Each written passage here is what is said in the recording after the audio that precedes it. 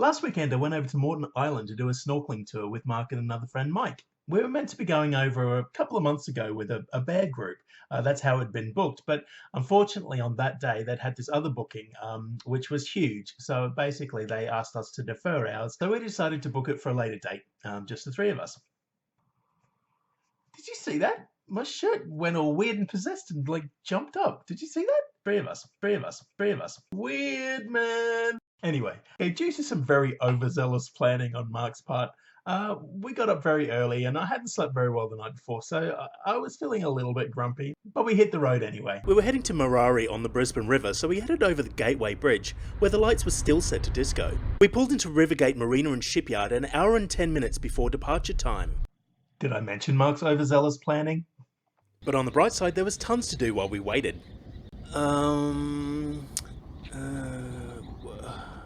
Like... watch planes go by? Watch Mark fubbing? Or revel in the fact that the whole place smelt like rotting prawns? After wishing for the 100th time for a damn cup of coffee, we headed for the boat, where they only had instant or tea.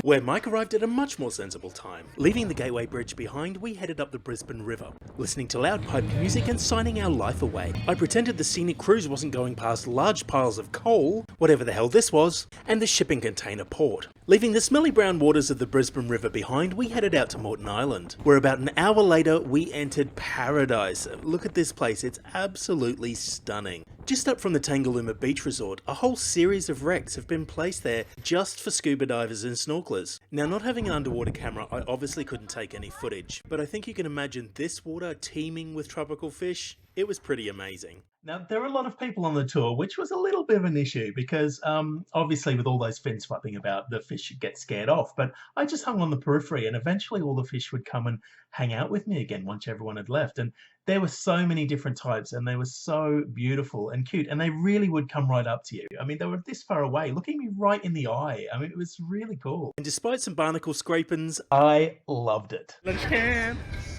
What do you guys think? Good fun. It's really good. Sorry, mouthful of food. Speaking of food, I had a good old chuckle about how old school this salad was. After lunch, we cruised off the coast of the island looking for dolphins, sea turtles and dugongs, of which the staff said we would see many.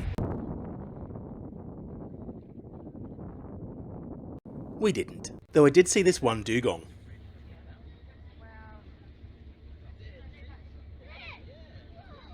Sort of. The crew informed us we'd be heading to a beach where we could have a swim. We're gonna hike up the dune and then like roll down? No.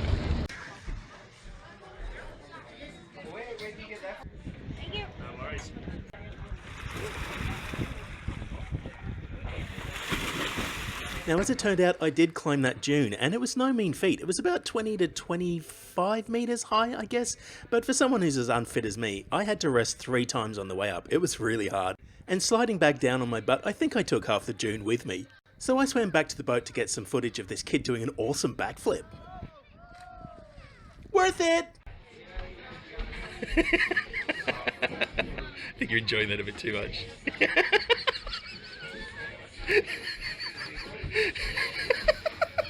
In the eyes. Just.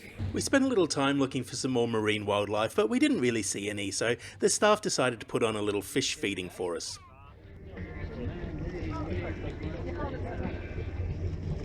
It's awesome.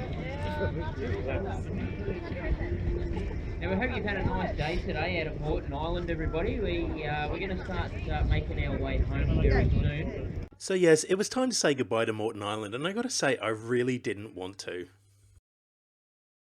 There was of course still time to take a selfie. Always better when not set to video, you idiot. I had a laugh about the futility of trying to brush your hair in the wind, and then was instantly proven wrong because look at that lustrous mane. That little kid in the middle seriously looked like he was gonna hurl. But not the little kid on the left. Boss! So we headed back to Brisbane where once again the water turned a familiar brown. It was pretty cool seeing the ships though. I'll rack off, you mole. On behalf of myself, the crew and the company, thank you very much for coming out with us today. I hope you had a really nice day. Is everyone had a good time? Yes. Really nice day.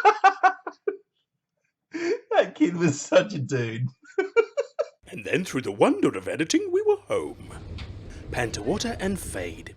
So if anyone was wondering, the name of that tour group was Whales in Paradise, and there were a couple of times when I was in the water when I thought it was an entirely appropriate name. We will be going over again sometime just on the normal Tangalooma ferry and going at our own pace. That was the only criticism I had, was that it was a tour, and you had sort of 40 minutes to an hour guided, which basically meant they were sort of yelling at you where you should and shouldn't go in the wrecks. And it's totally understandable because, hey, any of us could have disappeared under the water and then, well, hey, that would be the end of them. So the risk of sounding like a Queensland tourism ad, you really should get over and see Moreton Island. It's absolutely amazing. It's about 35 kilometres off the coast of Brisbane, and it's the third largest sand island in the world. I mean, second only to Fraser and Stradbroke, which are also off Queensland, very nearby. And it means that there's no kind of bedrock, really. There's no actual base for the island. It's just a giant sandbar, effectively. Freshwater lakes, creeks, and forest with huge sand dunes that you can toboggan down. You can four-wheel drive along all of the beaches, and it's pretty much the only way to get around the island. Obviously, a boat is a good way to get around an island. It's 95% national park, and I guess it's most famous for its wild dolphin feedings that happen off Tangalooma Resort. So, I mean, it's amazing. You guys have to get over there. Just do it. Do it! So news on the dragonfruit. All of the flowers have gone to fruit, which is pretty exciting. We've got 2 of them right now that are already gone pink on the outside. Gayest fruit ever! And I can't wait for, I'm guessing, about a few weeks or a month to be able to pick them and see what colour they are inside. It's going to be a bit of a surprise because we didn't find out when we got the cuttings, but I have a feeling it's just going to be the ordinary white fleshed ones. But I would really, really love it to be that super fuchsia pink colour, but only because I'm super gay! Speaking of which, I'm sure you can see why dog bone wasn't the first shape I thought of when I saw this mat. Now, as a gay male in Australia in the year 2015, it's unfathomable to me that I still can't get married. And I'm not talking a big, churchy, invite all your religious friends and make them feel uncomfortable for an hour wedding. I'm just talking about a civil partnership recognised by the law called a marriage. Now, I'm no stranger to being treated like a second-class citizen in my own country, because when I came back to Australia from England with my then partner Mark, we were charged more for a partnership visa than a straight couple. I mean, can you believe that? Doesn't that make you angry? It certainly made me angry. And despite 68% of Australians wanting marriage equality, there is a very vocal minority that doesn't. And not always, but pretty often, they're religious. Or totally closeted bigots. Last year, online and print advertising campaigns for the AME featured the logos of hundreds of Australian businesses willing to publicly declare their support for their campaign for marriage equality. One of which was Telstra, one of Australia's leading telcos. And despite the Pope recently calling for more tolerance in general, and towards gays, the Catholic Church has been at it again, with the Archdiocese business manager Michael Diggs writing a letter to the companies. And I quote, "You may be aware that Catholic Archdiocese of Sydney is a significant user of goods and services from many corporations, both local and international. Undoubtedly, many of the Catholic population of Sydney would be your employees, customers, partners and suppliers. It is therefore with grave concern that I write to you about marriage equality for Australia's campaign."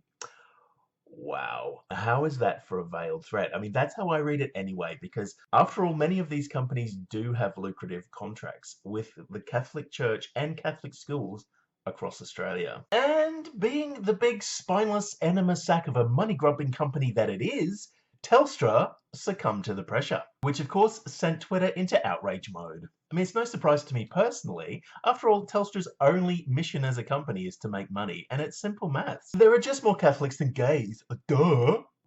Although, they're not always mutually exclusive groups. Now, am I offended by the actions of Telstra and the Catholic Church in Australia? Yes, obviously. I've always been offended by them.